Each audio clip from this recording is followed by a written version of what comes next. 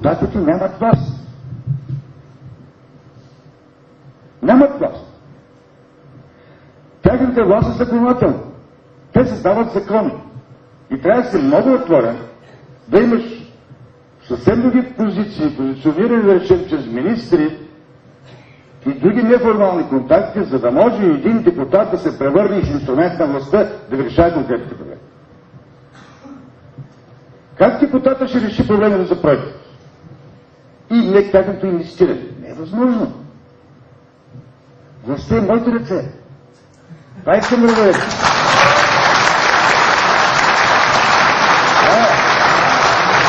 Ако сте имали инвестиции в Сатовча, тук не дават проектите сами.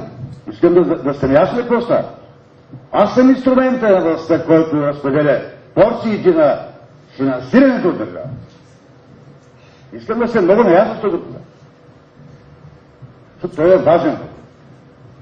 И от гледна точка на проекти, от гледна точка на тяхното изпълнение, от гледна точка на оперативни програми тук и така нататък, и така нататък, и така нататък.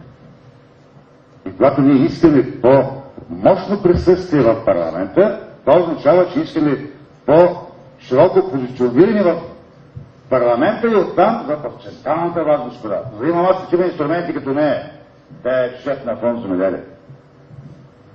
Министри, замминистри, дирекции, вице-премиери и така. В мене е концентрирана властта, не е в вашите депутати. Искам да го знаете това.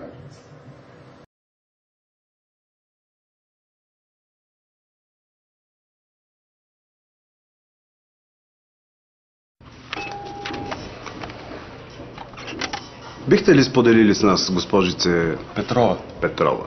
Защо смятате, че трябва да ви назначим на работа? Ами, какво ти кажем, брато? Ще ви купим и че ви продадем. Какво се пулиш, бе, плешив? Моля? Майката. Всеки, който не гласува, оставя другите да говорят вместо него. Гласувай. Има значение.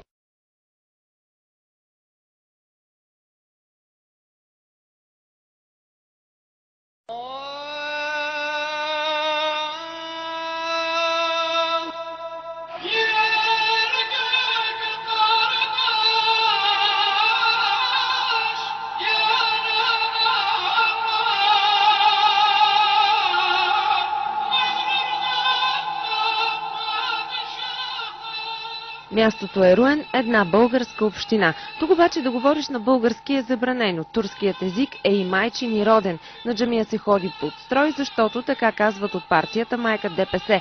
Така изглежда европейска България днес, а това са част от хората, които управляват страната ни вече 4 години и които се канят да вземат още един мандат.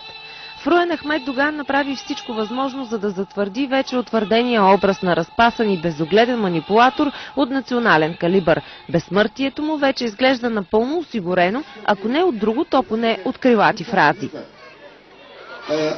Maalesef seçim zamanında Türkçe konuşamıyoruz kanuna göre. Bunu lazım anlayasınız. Fakat köylerde bunu yapabilirsiniz. Teşekkür ederim. Sağ olun. Var olun.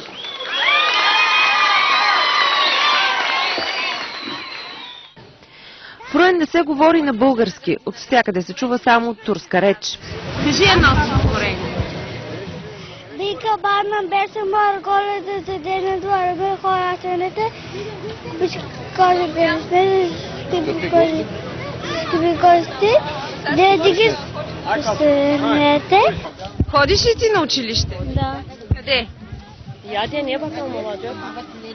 Чакай. Дали olacak? Кажа скачко. У Ризари учиш, но не знаеш къде учиш. Няма смисъл, какво да кажа. Имаме много пари, разкараме се, няма какво да правим, цял ден обикаляме тук. Както винаги. Не така, господин, че съм със слабо сърце с високо кръвно. Кажи ми тогава, ти застана да говориш, кажи какъв празник е днеска, хайде кажи. Празник днеска за Иване става въпрос, ама аз не знам какъв празник има. İyi yaşasınlar. Allah bize yağmur falan versin. İşte bugün kurbanları onun için kestik. İyi olsun. Ма ти по-хубаво говориш турски, отколкото Аз съм туркин, ама.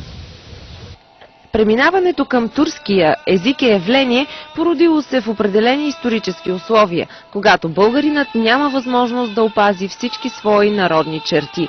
Като домашна практика, меланизираният турски език на тези българи продължава да се използва и до днес. Сред тези хора се култивира небългарско съзнание, което вече е дало своите плодове. Това е турцизацията на България. Хората масово забравиха историята си, забравиха националните си принадлежности, а сега са на път да забравят и българския език. Когато правото се превърне в безправие, съпротивата е задължителна.